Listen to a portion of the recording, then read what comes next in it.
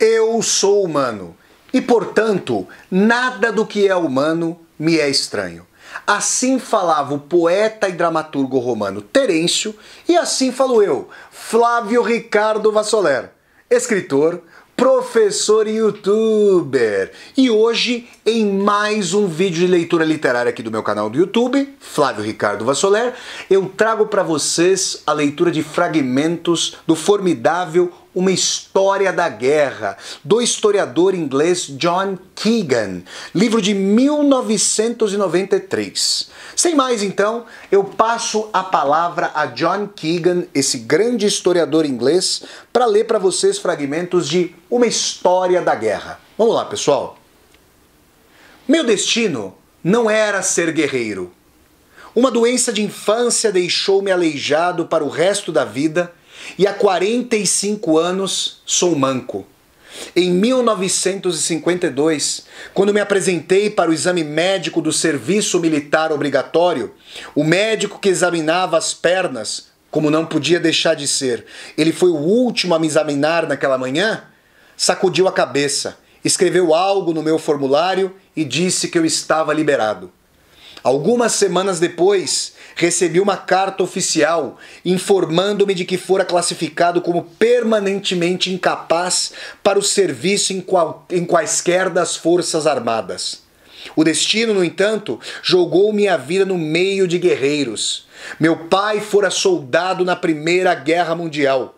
Cresci durante a Segunda, numa região da Inglaterra onde estavam estacionados os exércitos britânicos e americanos que se preparavam para a invasão da Normandia, o dia D. De alguma forma, detectei que o serviço de meu pai na frente ocidental em 1917-18 fora a experiência mais importante de sua vida. O espetáculo da preparação para a invasão em 1943-44 também me marcou, despertando um interesse por assuntos militares que fincou raízes, de tal forma que quando fui para Oxford, em 1953, escolhi a história militar como minha matéria central. Um tópico principal era a exigência para o diploma, não mais do que isso, e assim meu envolvimento com a história militar poderia ter acabado com a graduação. Porém, esse interesse tinha penetrado fundo durante meus anos de faculdade, porque a maioria dos amigos que fiz em Oxford, ao contrário de mim, tinha feito o serviço militar. Eles fizeram-me sentir que perdera alguma coisa. A maioria tinha sido oficial e muitos tinham participado de campanhas, pois a Inglaterra, no início da década de 1950, estava se liberando do império numa série de pequenas guerras coloniais. Alguns de meus amigos tinham servido nas selvas da Malásia ou nas florestas do Quênia. Uns poucos, que faziam parte de regimentos enviados à Coreia, tinham até participado de batalhas verdadeiras. Vidas profissionais moderadas esperavam-nos e eles buscavam o sucesso acadêmico e a boa opinião dos professores como passaporte para o futuro. Contudo, estava claro para mim que os 2 anos que tinham passado de uniforme lançaram sobre eles o encantamento de um mundo completamente diferente daquele em que estavam decididos a entrar. O encanto era, em parte, o da experiência, de lugares estranhos, da responsabilidade desconhecida, da excitação e até do perigo. Era também o encantamento da familiaridade com os oficiais profissionais que os comandaram. Nossos professores eram admirados por seus conhecimentos e excentricidades. Meus contemporâneos continuavam a admirar os oficiais que tinham conhecido por um outro conjunto de qualidades: vigor, ímpeto, vitalidade e impaciência com o cotidiano.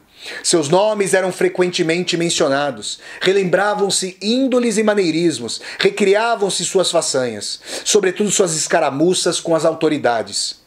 De alguma forma, acabei sentindo que conhecia esses guerreiros despreocupados e, com certeza, queria muito conhecer gente como eles, nem que fosse para dar materialidade à visão de mundo dos guerreiros que estavam tomando forma lentamente em minha mente, enquanto eu trabalhava sobre meus textos da história militar. Quando a vida universitária acabou e meus amigos partiram para se tornarem advogados, diplomatas, funcionários públicos ou professores universitários, descobri que o reflexo de seus anos nas Forças Armadas tinha derramado seu encantamento sobre mim. Decidi que iria ser um historiador militar, uma decisão temerária, pois havia poucas vagas acadêmicas para essa disciplina. Porém, mais depressa do que eu tinha direito a esperar, abri uma vaga na Real Academia Militar de Sandhurst, a escola de cadetes da Inglaterra, e entrei para o corpo docente em 1960. Tinha 25 anos e não sabia nada sobre o exército. Jamais ouvira um tiro disparado com raiva. Raramente encontrara um oficial da ativa e a imagem que tinha dos soldados e de suas atividades pertencia inteiramente à minha imaginação. O primeiro período letivo que passei em Sandhurst jogou-me de cabeça em um mundo para o qual nem mesmo a imaginação me preparara. Em 1960, o pessoal militar da academia, eu pertencia ao lado acadêmico, era composto, no nível mais graduado, exclusivamente de homens que tinham lutado na Segunda Guerra Mundial. Os oficiais mais jovens eram quase todos veteranos da Coreia, da Malásia, do Quênia, da Palestina, de Chipre ou de qualquer outra de uma dezena de campanhas coloniais. Seus uniformes estavam cobertos de fitas de medalhas, recebidas muitas vezes por bravura. Meu chefe de departamento, um oficial reformado, usava nos jantares a ordem de distinção em serviço e a cruz militar com 2 barras, e suas distinções não eram exceção. Havia majores e coronéis com medalhas por bravura conquistadas em Alamein, Cassino, Arnhem e Kohima. A história da Segunda Guerra Mundial estava escrita naquelas pequenas fitas de seda que eles usavam tão despreocupadamente, e seus melhores momentos estavam registrados com cruzes e medalhas que os portadores pareciam pouco conscientes de ter ganhado. Não era apenas o caleidoscópio de medalhas que me encantava, era também o de uniformes e tudo o que eles significavam. Muitos de meus contemporâneos de universidade traziam com eles pedaços de glória militar, casacos ou sobretudos dos uniformes.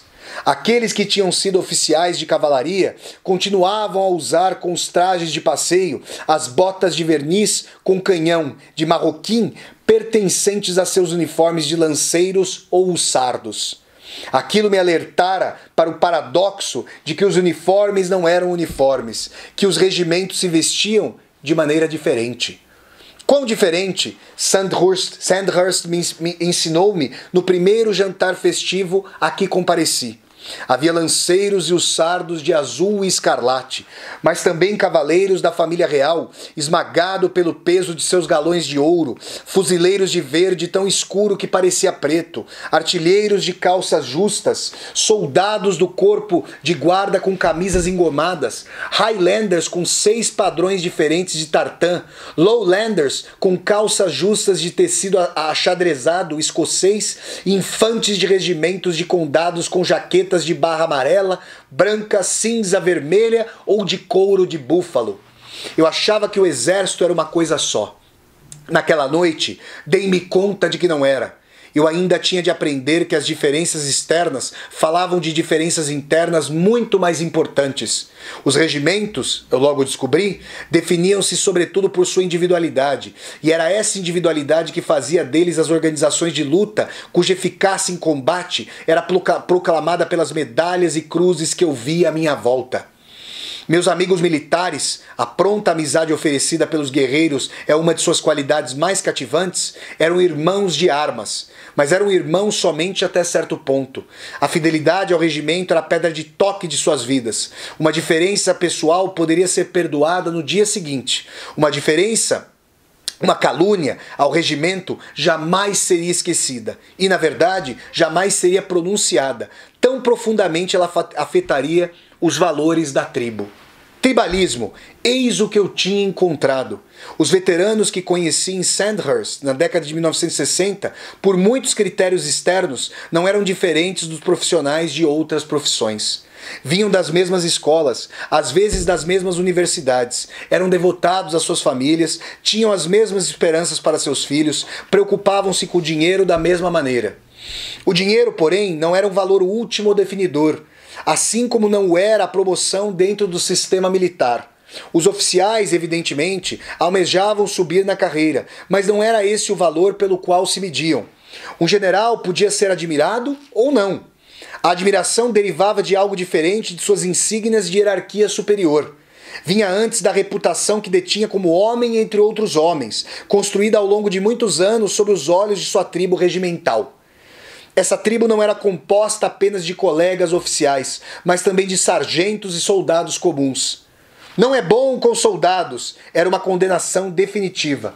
Um oficial podia ser inteligente, competente, trabalhador.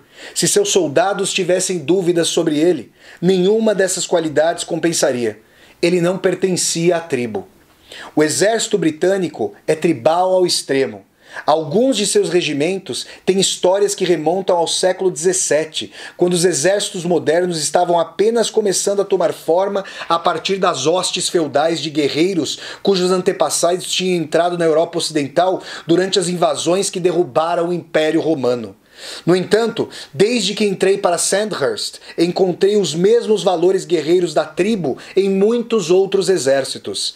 Percebi a aura tribal dos oficiais franceses que participaram da guerra na Argélia, comandando soldados muçulmanos cujas tradições eram as mesmas do Ghazi, os saqueadores de fronteira do Islã. Senti a mesma coisa nas lembranças de oficiais alemães reconvocados para montar o exército da Alemanha no pós-guerra, que tinham lutado contra os russos nas estepes e preservado um orgulho nas provações por que tinham passado, que lembrava as guerras de seus ancestrais medievais. Percebi a mesma coisa de maneira forte entre os oficiais indianos, sobretudo na rapidez com que insistem em que são Rajputs ou Dogras, descendentes dos invasores que conquistaram a Índia antes que sua história começasse a ser escrita. Encontrei-a entre os oficiais americanos que serviram no Vietnã, no Líbano ou no Golfo, expoentes de um código de coragem e dever que pertence às origens da república deles. Os soldados não são como os outros homens. Eis a lição que aprendi de uma vida entre guerreiros. Essa lição fez-me considerar altamente suspeitas todas as teorias e representações da guerra que a colocam no mesmo pé de outras atividades humanas. A guerra está indiscutivelmente ligada à economia, à diplomacia e à política, como demonstram os teóricos. Mas a ligação não significa identidade ou mesmo semelhança. A guerra é completamente diferente da diplomacia ou da política porque precisa ser travada por homens cujos valores e habilidades não são os dos políticos e diplomatas. São valores de um mundo à parte, um mundo muito antigo, que existe paralelamente ao mundo do cotidiano, mas não pertence a ele. Ambos os mundos se alteram ao longo do tempo e o do guerreiro acerta o pé com o do civil, mas o segue à distância. Essa distância nunca pode ser eliminada, pois a cultura do guerreiro jamais pode ser a da própria civilização. Todas as civilizações devem suas origens ao guerreiro.